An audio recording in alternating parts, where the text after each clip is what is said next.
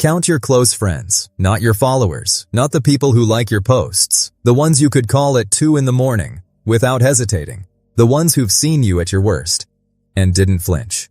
If that number is 1, maybe 2, you've probably spent years wondering what's wrong with you.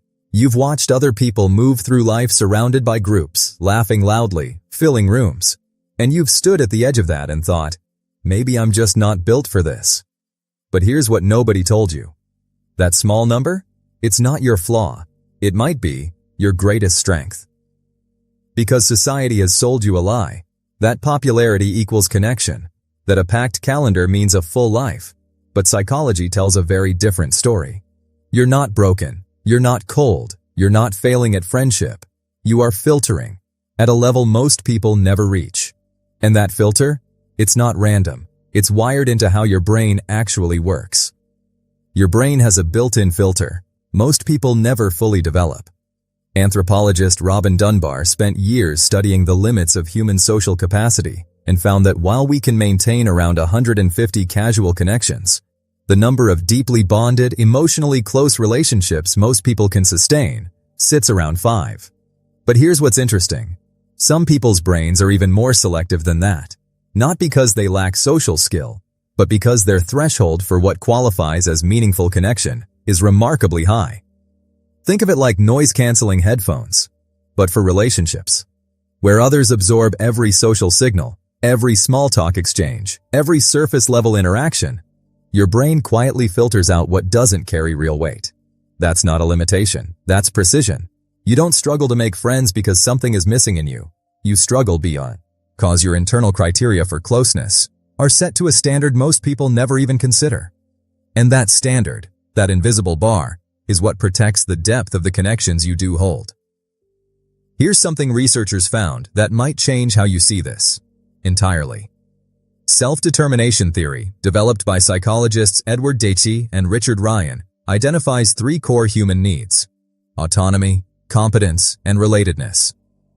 That last one, relatedness, is the need to feel genuinely connected to others. But here's the part most people miss. The research doesn't say you need many connections to meet that need. It says you need meaningful ones. One conversation where someone truly sees you can do more for your psychological well-being than 50 surface-level interactions combined. Imagine the difference between a single deep well and 100 shallow puddles. When the dry season comes, when life gets hard, when grief hits, when everything shakes, the puddles evaporate. The well holds. That's what your friendships are. You didn't build a wide network. You dug deep. And that depth is what sustains you in ways other people can't always understand. You don't collect people. You invest in them. And that investment pays back in ways no follower count ever will. There's a reason large social gatherings leave you feeling hollowed out, even when nothing bad happened. Psychologist Elaine Aron's research on sensory processing sensitivity suggests that roughly 15 to 20% of the population processes stimulation more deeply than average. Their brains don't just receive social input. They analyze it, feel it, absorb it. Every expression, every tone shift, every unspoken tension in a room gets picked up and processed. Now layer that onto a party with 30 people. Your brain isn't just socializing. It's running a full emotional scan of the room, constantly. That's exhausting. And it's not because you're weak. It's because your system is doing more work per interaction than most people's ever will. Optimal arousal. Theory backs this up. Every brain has a sweet spot for stimulation. Too little, and you're bored. Too much, and you shut down. Your sweet spot just happens to sit closer to the quiet end. That's not a flaw in your design. That is, your design, working exactly as it should. Your exhaustion after socializing isn't a sign that you failed at it. It's data. It's your brain telling you that depth costs energy, and you spent yours wisely.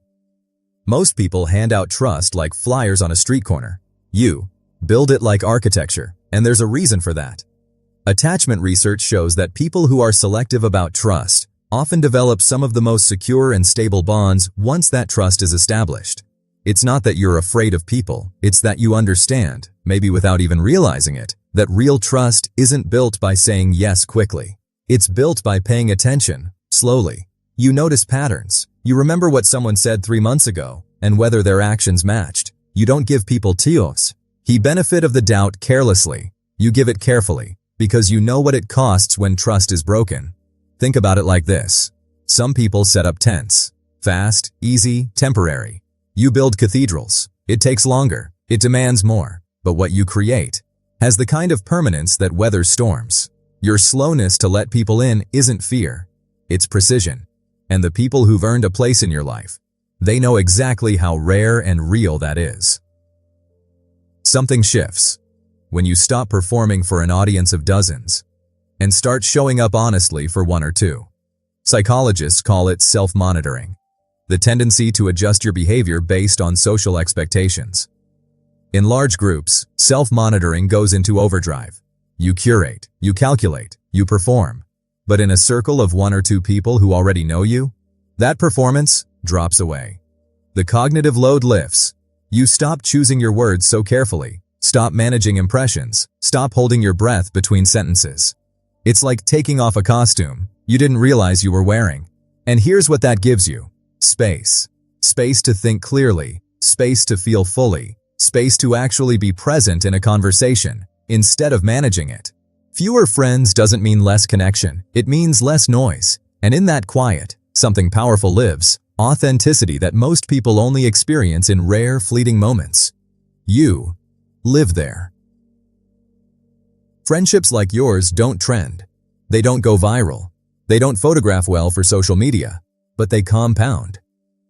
Longitudinal research on well-being consistently shows that the quality of your relationships, not the quantity, is the single strongest predictor of long-term happiness and health. One real friend who knows your silences, as well as your words, is worth more than a network of 1,000 acquaintances. Your friendships are like slow-growing oaks, in a world obsessed with fast-blooming flowers. The flowers get attention. The oak gets roots. And when the wind comes, it's the oak that's still standing. You built something that lasts. And that's not something to apologize for. So the next time someone looks at your life and asks why your circle is so small, you don't owe them an explanation. You don't owe anyone a performance of popularity. What you have, that one friend, those two people who really know you, that's not a consolation prize. That's the whole point. Your power was never in how many people surrounded you. It was in how deeply you chose the ones who stayed.